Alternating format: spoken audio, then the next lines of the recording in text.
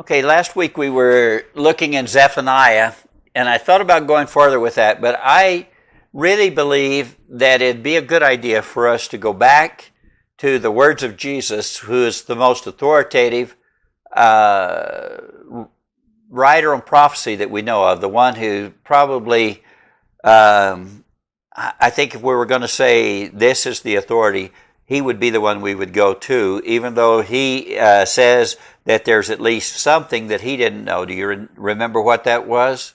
He doesn't know the day or the hour. Only the Father knows that, not the angels of heaven or the Son of Man, but the Father only knows that. And so, but he knows more about it than anyone else possibly could.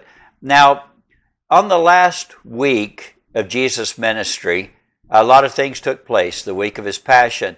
Just toward the end of that time, Jesus was speaking to the scribes and the Pharisees at the temple in Jerusalem, and he talks to them, as it speaks here, the 7 woes to the scribes and Pharisees, and Jesus is speaking to them about the things that are going to come upon them in these times. And so you can see woe to them, and all. As you go down through that, I know you're not reading that as fast as I'm going through it, but when you get down real close to the bottom of it,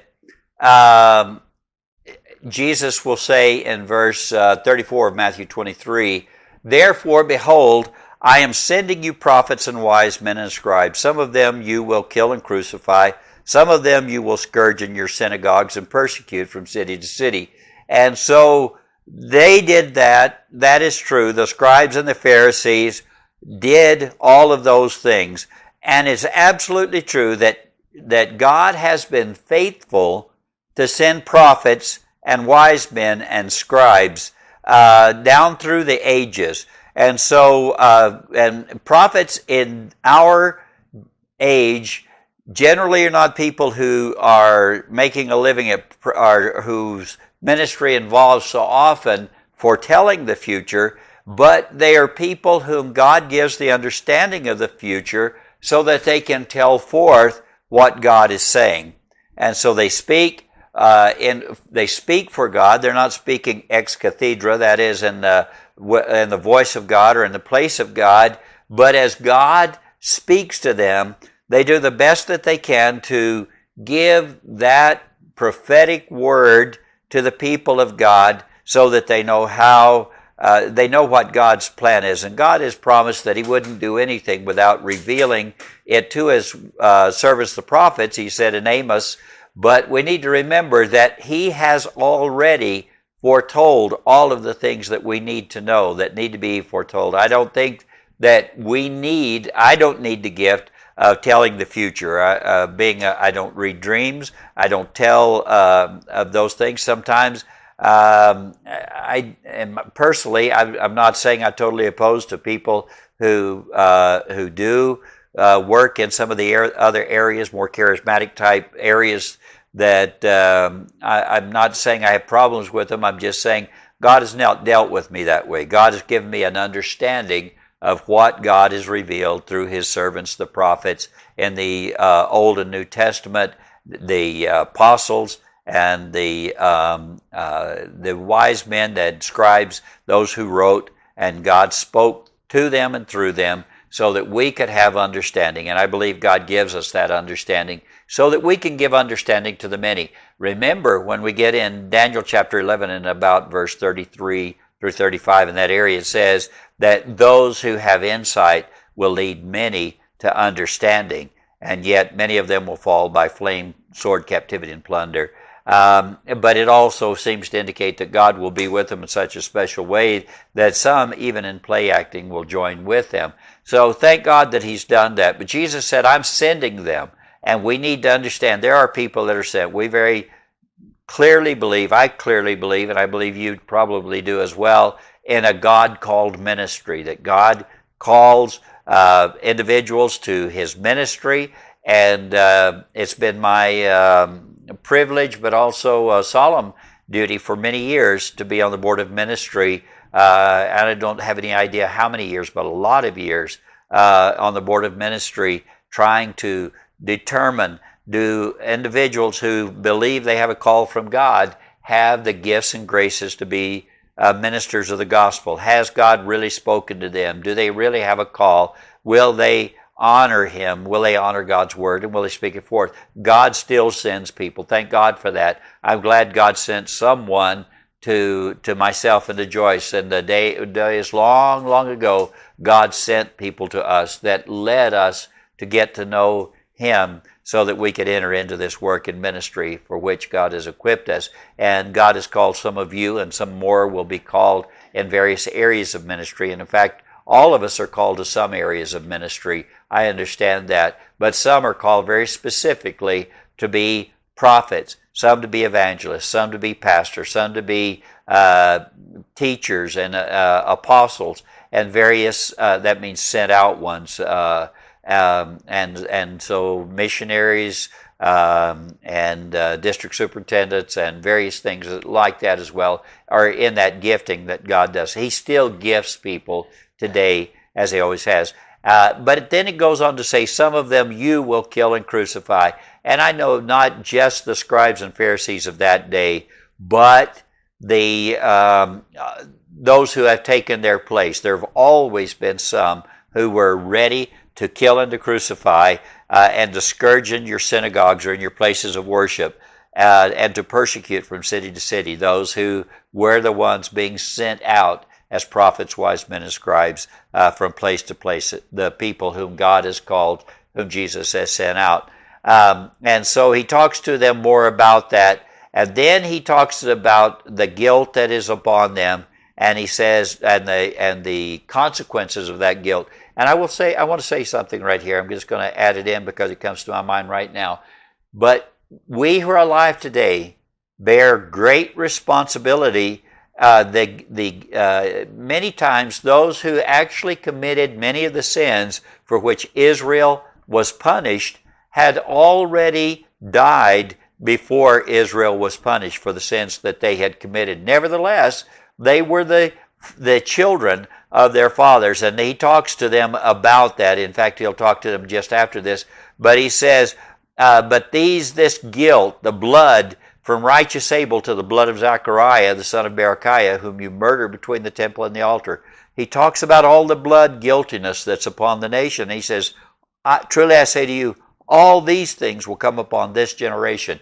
Now, the generation He's talking about there, does it talk about 25 years, 75 years, 70 years, 40 years? Or does it talk about the people of Israel? So there could be discussion about that. But I believe that the blood guiltiness that is upon America for the many multiplied babies that have been aborted, and for others that have died unjustly and they have never received justice in our land at this time, that blood guiltiness will fall upon one generation when it will be paid for by a nation in time. It will be paid for by individuals in eternity. Either Christ will have paid for it, or it will be paid for in eternity by individuals, but it will be paid for in time by a generation, and it could be very quickly brought to pass that this will be done. It will be final. And He said all of this will come upon this generation. He will use these words again in the next chapter to talk about all these things are going to come upon this generation, and I'll have more to say about it then. He then says, Jerusalem, Jerusalem, who kills the prophets and stones those who are sent to her, how often I wanted to gather your children together the way a hen gathers her chicks under her wings, and you were unwilling. And then He says this, behold, your house is being left to you desolate. I don't know how your spirit is speaking or how God's Spirit is speaking to your spirit in America today, but I get that strong impression myself, and you can think whatever you want to think about that, but my strong impression is that God may be very well saying to the people of this generation in America, behold, your house is being left to you desolate. I talked, as you may remember in the book that I wrote, that about the eagle's wings being plucked. And I studied through that again today, and I went back into the Hebrew and all of that to see what did it mean? What did it mean, plucked? And some say it means to be plucked off, as though the wings were gone.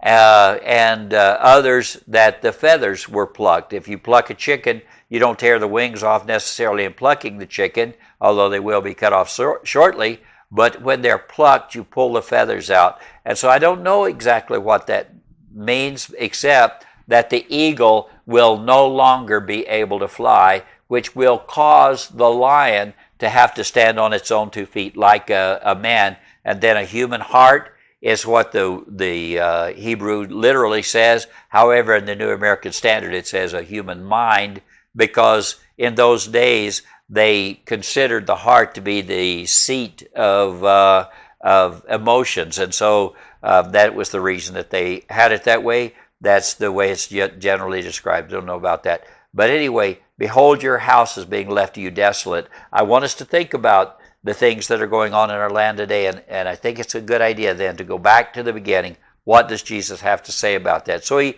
ends this chapter in verse 39 by saying, "For I say to you, from now on, you will not see me until you say, blessed is he who comes in the name of the Lord." And we know that we didn't see Jesus until we finally recognized him as the Blessed One, and we saw him. And yet there will come a day when we will see him with our own eyes, as Job said, not with the eyes of another person as we have through the Scripture, but with our own eyes we will see him on the day that we are either raised from the dead or we are changed in a moment, in the twinkling of an eye, in the preparation for being caught up to meet him in the air. And in that day we will say, blessed is he who comes in the name of the Lord. And we will say, blessed is he who comes in the name of the Lord, not only concerning Jesus, but concerning those whom Jesus sends to us. We will not persecute them. We will not be against them. And we need to be very careful about what we're for, but also about who we're against, or whom we're against. I'm not sure about the English there. But blessed is he who comes in the name of the Lord would be our statement at that point. Now we'll go to the next chapter, as because of this, that the disciples are left in a kind of a strange attitude. So Jesus is going to foretell about the destruction of the temple in this passage, but he's going to tell about the end of time, is what it really comes down to. So Jesus came out from the temple. This is Matthew 24, verses 1. Jesus came out from the temple and was going away when his disciples came up to point out the temple buildings to him. He said to them, "Do you not see all these things? Truly I say to you, not one stone here will be left upon another which will not be torn down." Now we know that took place in 70 AD, that all the stones, Josephus said that in looking at Jerusalem, it looked like a plowed field. You could not see where one stone was stacked on another. All of them were torn down. What we know now was that the stones that were above a certain line were knocked off of the buildings until the streets were full of stones, and so the portions of the walls that were below that were left. And so in going to Jerusalem, you'll see one type of stone and one large, massive cut stones of which Jerusalem's foundations are all built.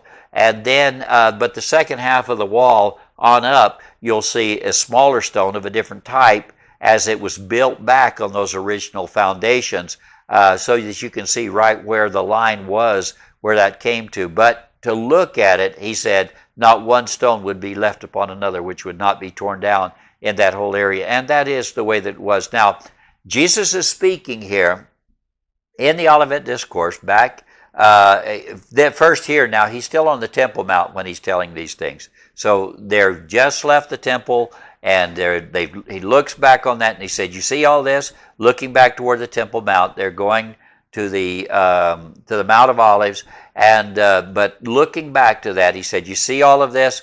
Nothing will be left on top of each other." That's the way it would be. Now, Luke, who was not there when this was said, Luke especially emphasizes this portion of it, what took place in 70 AD. In Matthew was there, one of those who was probably hearing all of this, one of the disciples that was there.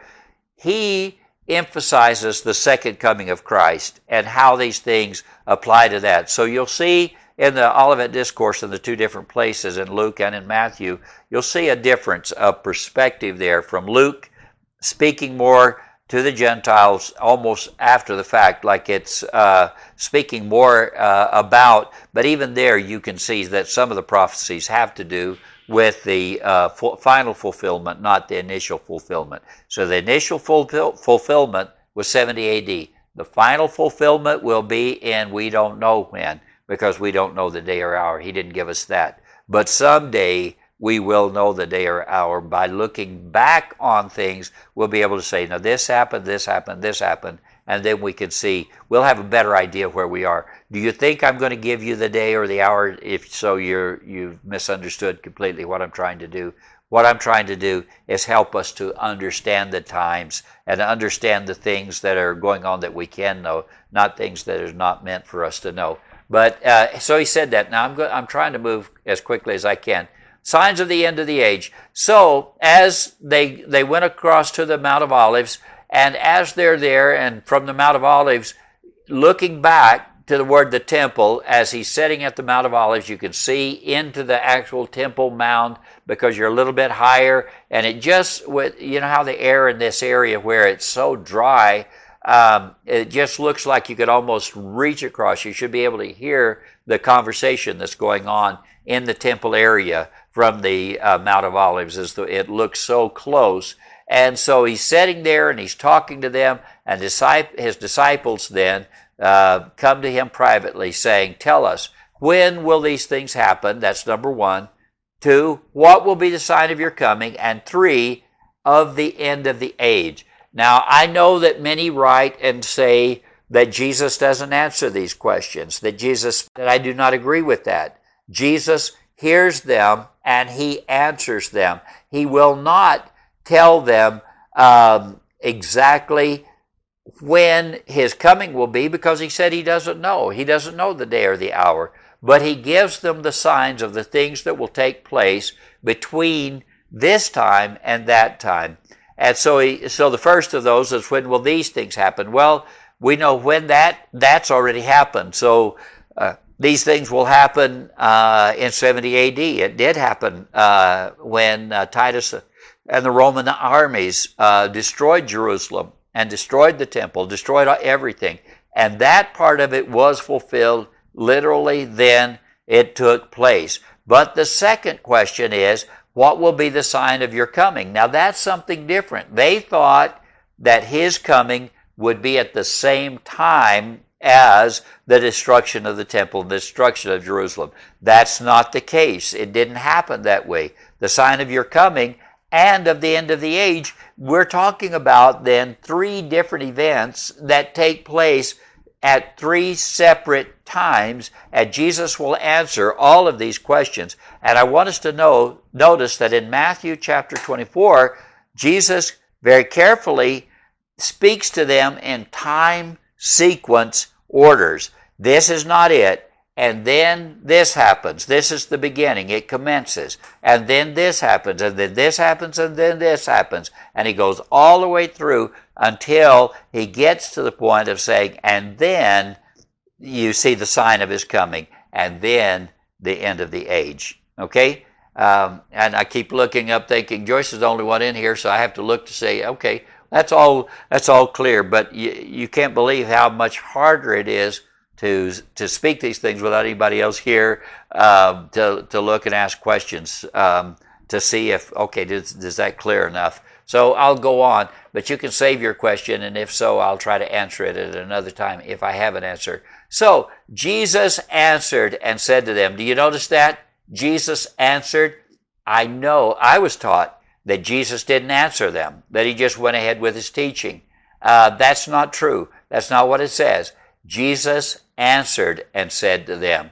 And so the key there is Jesus answered them. So they said, tell us, when will these things happen? He's not going to tell them exactly the day or the hour when it's going to happen, but he tells them the things that are going to happen as these events begin to take place. But first of all, he says, Jesus answered and said to them, see to it that no one misleads you. Now the number one thing, first of all, what's the first thing? See to it that no one misleads you. For many will come in my name, saying, I am the Christ, and will mislead many. If I do what I am thinking about doing, I know I probably won't get as far along as I want to, but nevertheless I do it anyway. But I want to show you that to the largest degree, the outline for what Jesus teaches in Matthew chapter 24 is exactly the same as what you find in Daniel chapter 7 and Revelation chapter 6. Let's just see if this works the way I think it might. No, it won't. Let's see. I'll try this. Okay, in Revelation chapter 6, you see the Lamb breaking the seals. By the way, something that occurred to me this week that I really hadn't thought about, but have you thought about when John began to weep because no one was found worthy to open the book and to break its seal, to take the book and break its seals and to open the book? Have you thought about the audacity of anyone to go and take the book out of God's hands? God was holding the book, and the Lamb alone of all creatures, everyone, only the Lamb was worthy to take the book and to open its seals. And so that's what John has seen in Revelation chapter 5. But now he says, I saw the Lamb when he broke the first of the seven seals, one of the seven seals. I looked and behold a white horse. Now, I was taught, and you probably read it in most books, that this is talking about the Antichrist. Some say it actually is talking about Christ. I explain why that it's not talking about Christ, because Christ is the one that opened the seals, and he's still there to break the next seal. So Christ is not riding on a horse at this point. He will ride in on a white horse. This was a counterfeit Christ, and that's how most have said it. I looked and behold a white horse, and he who sat on it had a bow and a crown, and was given to him, and he went out conquering and to conquer. Now, if this is the Antichrist, he will mislead many. And I ask you, please do not be misled by anyone. Be very careful who you put your great confidence in. So he says, let's see. He says, you'll be hearing, first of all, he says, see to it that no one misleads you. Many will come in my name, saying, I am the Christ, and will mislead many. So the rider on the white horse is one who misleads many. He appears to be something that he's not. Or maybe, my own opinion is, he early on believes everything that he's saying about himself and about everything. He changes his heart. He changes his mind. Read it, Daniel chapter 11 again, and you'll see that he changes, and his heart, he first confirms the covenant with Israel, the covenant God made with Abraham concerning Israel. He first confirms that covenant with the many for 7 years. That may happen very soon. And then at the 3.5 year point, he has so changed his heart and mind because of the things that happened that he now has his heart set against the covenant, and he begins to support those who are against the covenant, and actually comes against Israel then after that. But many will be misled, and having believed that he is a Messiah, and the word there for Christ, saying I am the Christ, means literally I am the Messiah. Although the word is Christos, it means, or the Christ, it means the Messiah. Many will come saying I'm the Messiah, and will mislead many. And so when you see that, understand what's going on and see that it follows the breaking of the first seal. The breaking of the second seal we'll look at in just a little bit, but he says you will be hearing of wars and rumors of wars. See that you're not frightened, for these things must take place, but that is not yet the end. For nation will rise against nation, and kingdom against kingdom, and in various places there will be famines and earthquakes. I want to take the first half of that, the wars and rumors of wars, the things that must take place, the nation rising against nation, and kingdom against kingdom. Oops, that didn't work this time. I did something wrong. Let's see.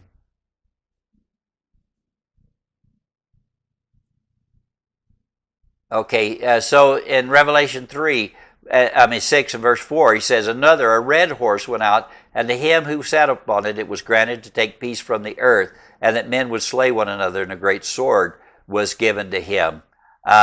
So war is the second thing that it talks about. So he says, I'm going way too fast for myself even. Nation. Okay, so you'll see that there are wars and rumors of wars, hearing of wars and rumors of wars. See that you're not frightened. Those things must take place, but that's not yet the end. For nation will rise against nation, kingdom against kingdom. So the second of the seals is what? War. The rider on the red horse takes peace from the earth, and he's given a great sword with which to take peace from the earth. And then the second half of verse 7, and in various places there will be famines and earthquakes. And I won't go back because it's becoming too confusing for me as well. But the rider on the black horse, the rider on the black horse talks about a quart of wheat for a denarius and 3 quarts of barley for a denarius, and do not harm the oil and the wine. So he's talking about about famine. There will be famine in various places, and also earthquakes in various places. Now, I think natural disturbances, earthquakes, are something to watch for, a multitude of them. But I think that some things are going to take place that's going to make the earth much more prone to earthquakes as time goes on, that the earth will, and I'm not going to get into all of that tonight. But anyway, but famines, as far as famines are concerned, some of you already are beginning to watch and see that in Africa, and that I was reading today in India, and in other places where locust swarms are swarming upon the land and just eating everything. And that used to take place in the United States. There you can go back and look at the plagues back in the day when there were swarms of locusts that would come across and just devour all of the crops in the United States. And you can go back and look, and I believe those days may be coming again. But there will be famines and earthquakes, and there are various reasons why there may be famines, but many people dying because of, or suffering because of lack of food and all of that. Now, having said all that, that's the first part of it. So the first three of those is the false prophets will mislead many. There will be war, and I believe there will be a major world war. By the way, I think that we ought to be thinking about the fact that war could be brought against the United States at any time. You've seen the things that have happened already in 2020. What is next? What comes next? Is everything going to go back to the old normal? Or are there some other things coming? But I will tell you that there are nations who are plotting war against us, and one of those is China, that's plotting a war, a cyber war against the United States. If I were to plan that myself, I would have started with a pandemic that would be created in such a way as to devastate the economy and to lock down the people of the United States. And then, though, a devastating cyber attack that will stop electrical power in the United States for probably the rest of our natural lives. It would be able to be put back on at some point, but most of the United States would probably find it very difficult for it to ever come back, and especially as people are dealing with all these various other things, the various people that would be needed to put it back may make it very tough. So all these things are in the works, nation against nation, kingdom against kingdom. Very obviously that's going on. And the famines and earthquakes maybe not quite as much as we might expect in the days to come, but famines, I believe, are in the offing. I think that's going to come very soon, when food is going to become so expensive that it will take all that a person can earn just to buy the food that they need in most places, if they can buy food at all. But those first three things, those are the beginning of birth pains. So, and so notice there, that first of all, he says, when will these things happen? And he says, all these things are the beginning of birth pains. The word beginning there is the commencement of birth pains. These things cause birth pains to commence. They start. You know that if a woman is in labor, excuse me, there will come a time when those labor pains will begin. And so these are the beginning of those labor pains. Or it's called travail, and it's called many other names. Now notice, in verse 8, the beginning, the commencement, the beginning. And then in verse 9, then they will deliver you to tribulation, will kill you, and you will be hated of all nations because of my name. The rider on the pale green horse is the one who will slay a fourth of humanity. And so by the various means, by four various means, he will destroy a lot of humanity. A fourth of humanity will die at his hands. And you, meaning you, means talking about the Jews, but I think it's talking about Christians. He's talking here to whom? To the disciples. And he says, then they will deliver you to tribulation and will kill you, and you will be hated by all nations. You say, well, that may just be talking about the Jews, except that he says, because of my name. So because they're Christians, they will be delivered to tribulation. Who will be delivered to tribulation? The Christians will. Why? They are the ones who have the name of Christ. Christian means that they have the name of Christ. That's it's actually the actual Greek or the Greek word is actually Christos. So so that's, they actually do have his name. And so, but notice this, deliver you to tribulation, they will kill you, you will be hated by all nations. I believe that before all this is said and done, all of this anger, all the ire that you're seeing boiling over in these cities is going to turn against the churches someday soon. And they're going to begin to want to take down all the icons in all of the churches. And you might say, well, we don't have icons in our churches, we're Protestant.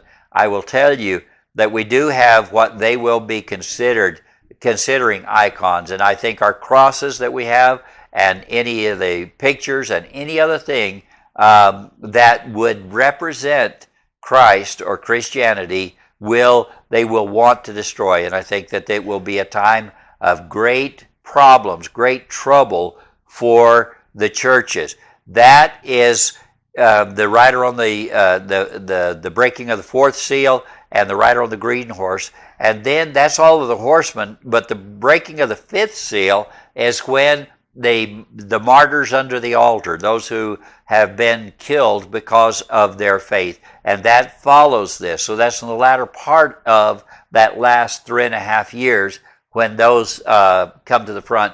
And notice here that then so at that time, now notice there, the beginning, the commencement of birth pains, then they will deliver you to tribulation. Now the beginning of birth pains, those first three events, the false prophets, the war, and then the famines and the earthquakes. And that's the beginning of birth pains. Then they will deliver you to tribulation. That is the Antichrist. That's the rider on the pale green horse. That is the Antichrist kingdom that is going to bring that about.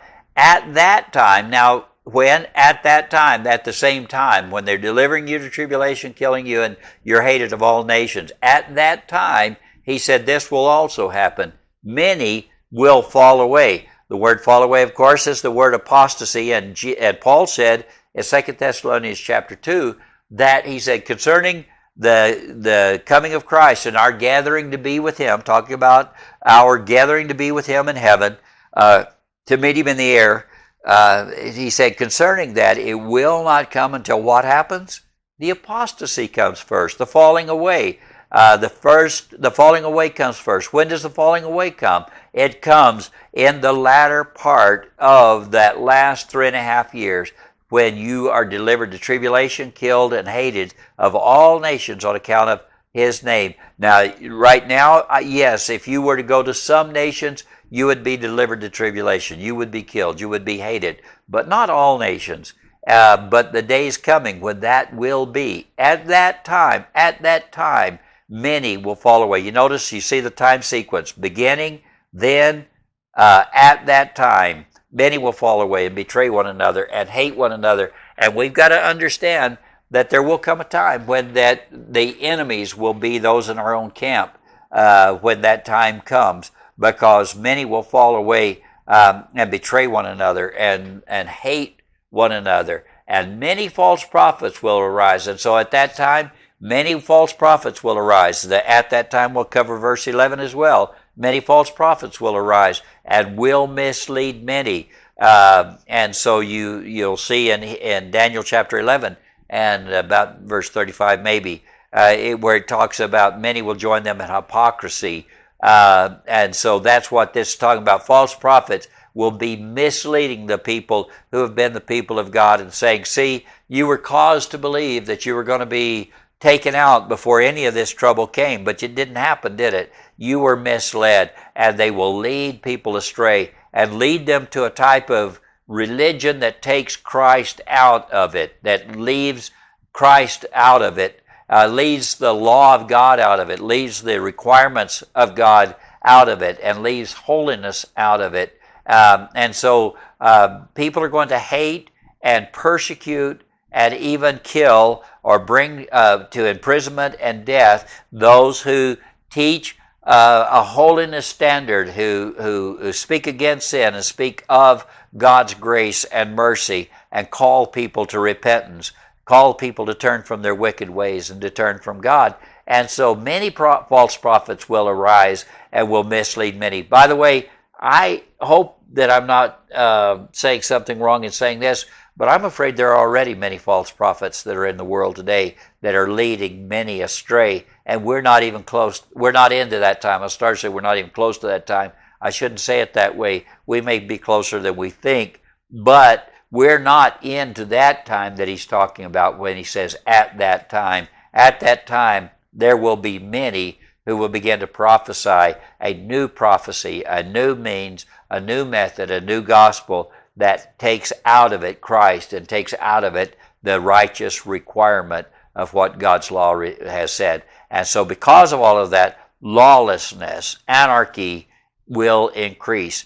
And now you see the lawlessness, the anarchy that's going on in our cities today, and it's going on in New York City today and in Seattle and in Baltimore and other places. But maybe it's going on in some of the cities that you're very familiar with. But because lawlessness is increased, most people's love will grow cold. And you'll see that to be the case. You know that when this lawlessness, this anarchy is taking place and it's being given full vent and it's reigning, that people's love is growing cold, and there's hatred and there's bitterness, and that you could see the wickedness, the evil that's beginning to come out in people. And that's going to happen at that time, lawlessness.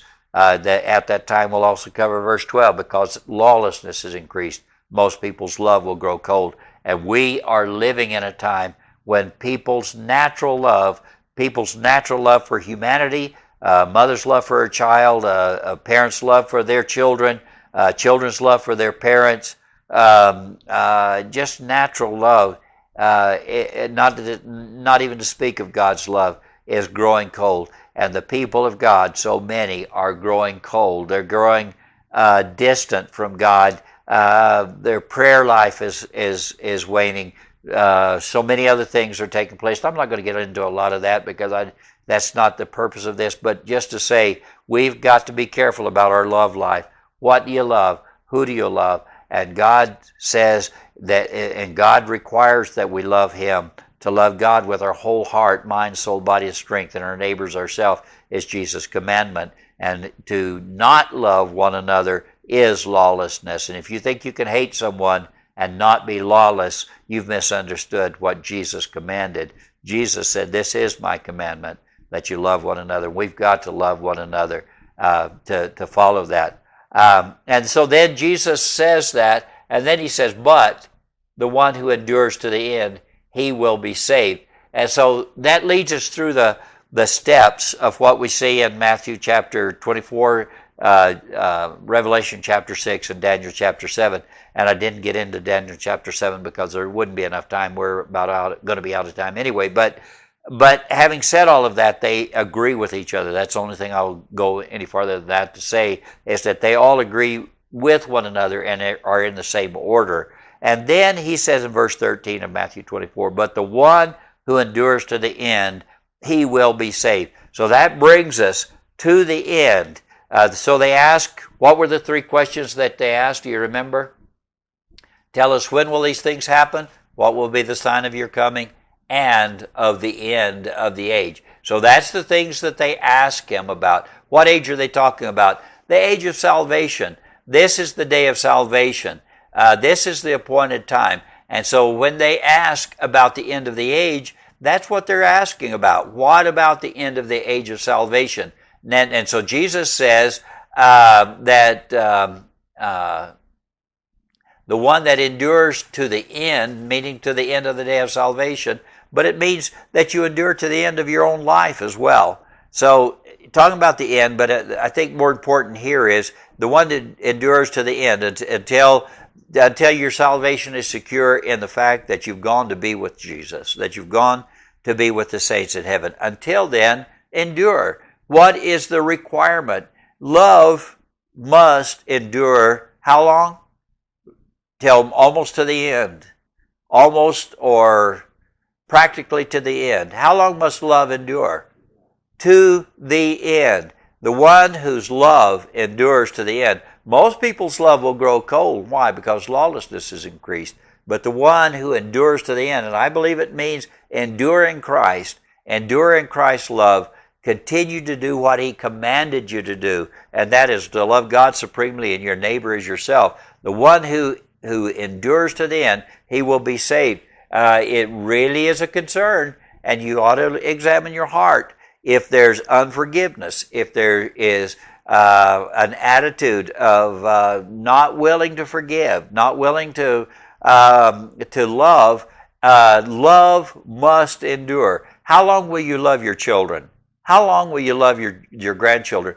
Have you ever thought that there could ever come a day when you'll no longer love your children or you'll no longer love your grandchildren? It would seem impossible, would it not? And yet I've known people who no longer love their children, and I can remember we were at a visiting. I'm not going to say very much because I don't want it to be to anybody figure out who it was, but there was someone else that was visiting there, an older person, and she had an attitude about her son, and she would swear she no longer loved her son. And while we were there, she found out that he was killed in a motorcycle accident. Wasn't it a motorcycle accident? Oh, okay. Joyce said she didn't even know what I'm talking about. She was there. But anyway, but she found out her son was killed in a motorcycle accident and that they were having the funeral. And someone asked her, are you going to go to the funeral, or are you not getting ready to go to the funeral and all that? She said, you know what? I haven't seen him in years, and I haven't spoken to him in life, and why would I go to his funeral now that he's dead?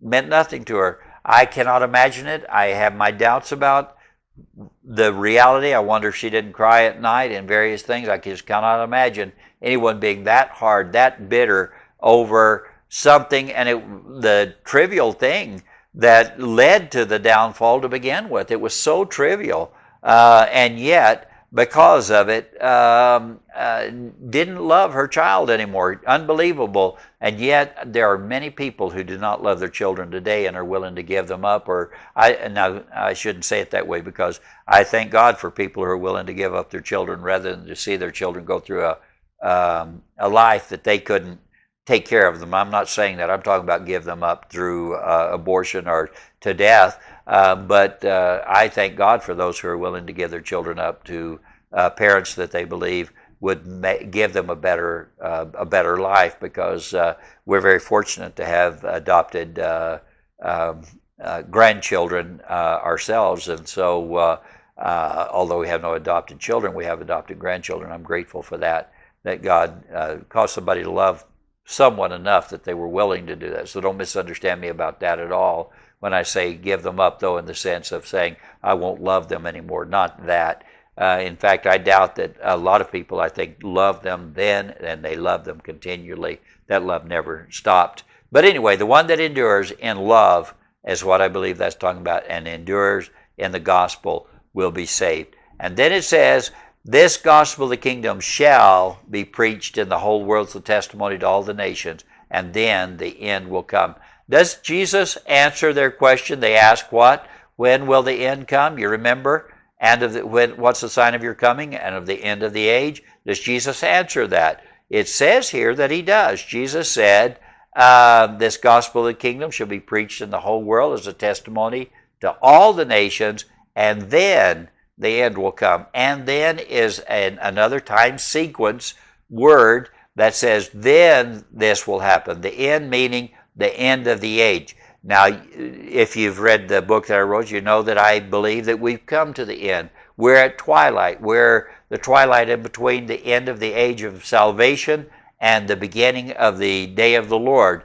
So the day of salvation is coming to an end. The day of the Lord is beginning. But in this meantime, in between, there's still salvation available. This is still part of the day of salvation, even though the end is coming. But when the gospel of the King has been preached in the whole world as a testimony to all the nations, then the end will come. That means the end of the day of salvation. And there will come a day when there will be no more people saved. There will be no more repentance. There will be no more people receiving the baptism of the Holy Spirit. No more of that. The end of that day will have come at that point. And when that day comes, then the rest of that takes place. So then what takes place next? And I'm very quickly going to move forward.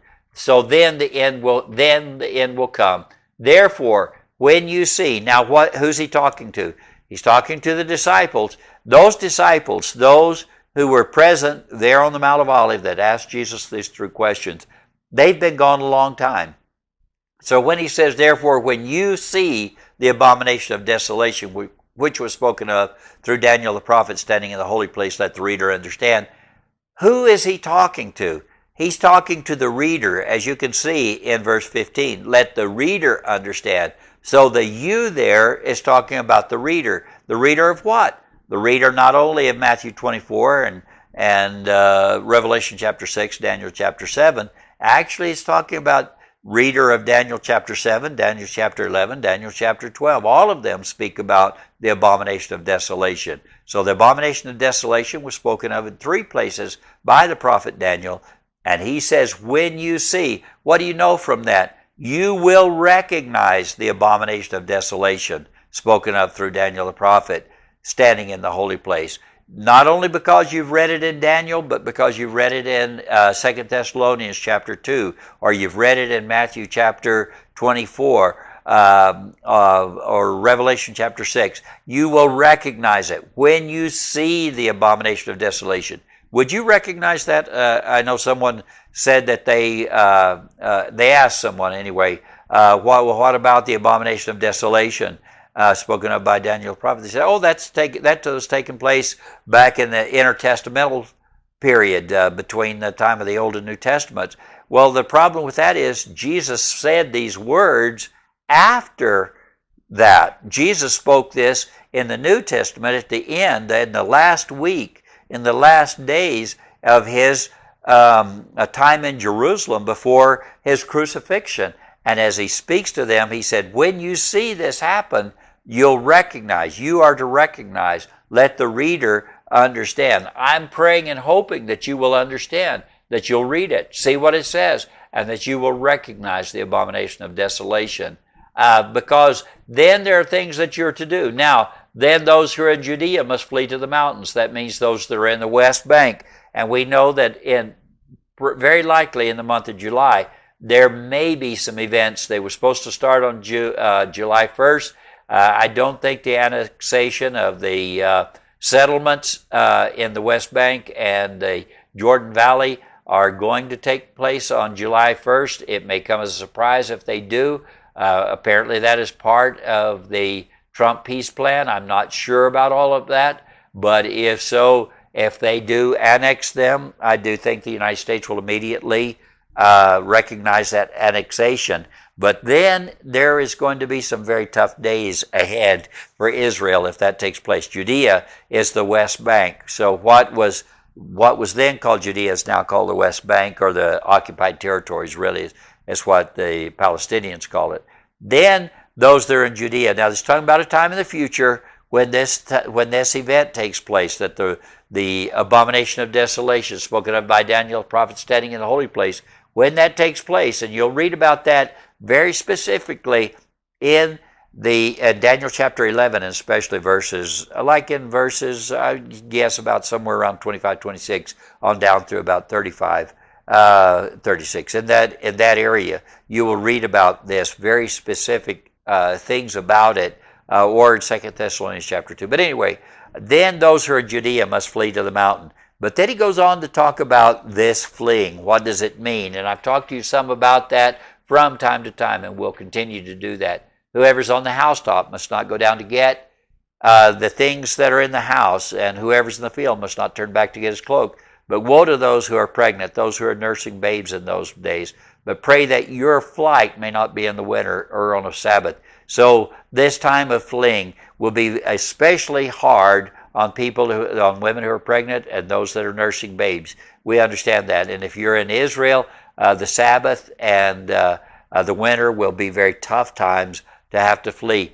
I'm not saying whether or not I think that we will have to flee from the cities in the United States. However, I do think that there's a good possibility that if you haven't fled at this time, your opportunity to flee will have been gone, and you will be put in prison. You will be held for a short period of time. It says in Revelation that for 10 days, but I think that just means for a short period of time, and then will be put to death. But it says there that they overcame him by the word of their testimony, by the blood of the Lamb, because they did not love their life, even to the death.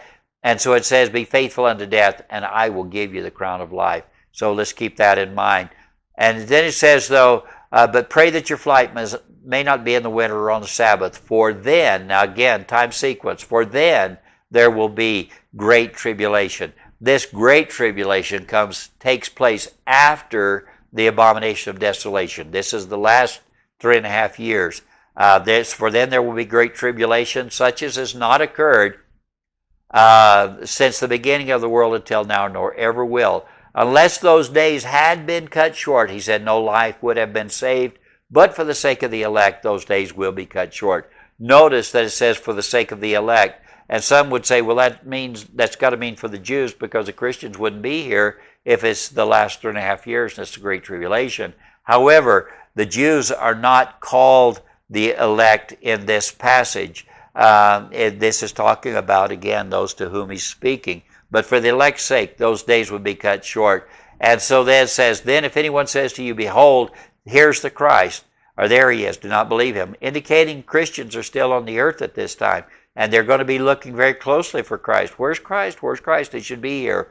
False Christ and false prophets will arise and will show great signs and wonders so as to mislead, if possible, even the elect. So they'll try to lead Christians off to here or off to there, some place, somehow making them believe you've missed it, but God has sent maybe you missed the first bus, but God has sent me to get you together so that we can all go together. Whatever it might be, don't go with them. Don't believe it, because he said, I've told you in advance. So if they say to you, behold, he's in the wilderness, don't go out to the wilderness to look for him. Or behold, he's in the inner room, do not believe them. For just as the lightning flashes from the east to the west, comes from the east and flashes to the west, so will the coming of the Son of Man be. What does that mean? It means it's not going to be something that's secret. Lightning is bright and it is loud because it causes thunder.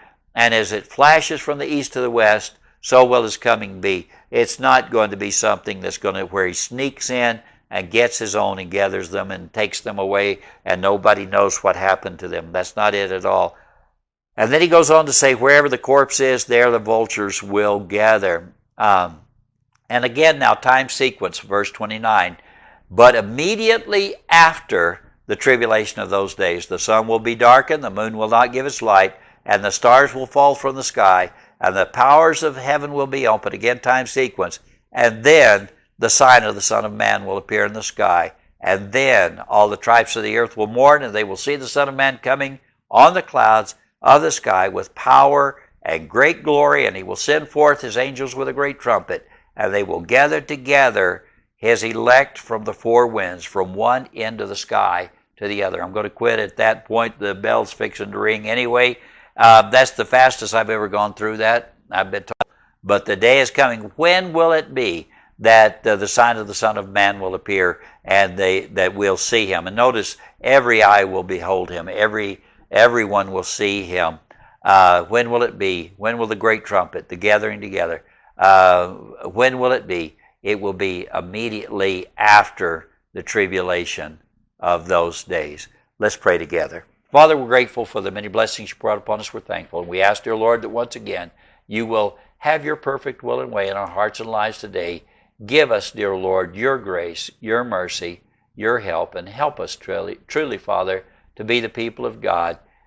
Now, Father, be with the prayer requests that have already been made. Be with these who have joined us tonight, and just have your way in our hearts and lives today, and prepare us, dear Lord, for the days that lie ahead with wisdom, insight, and understanding. We ask in Jesus' name. Amen.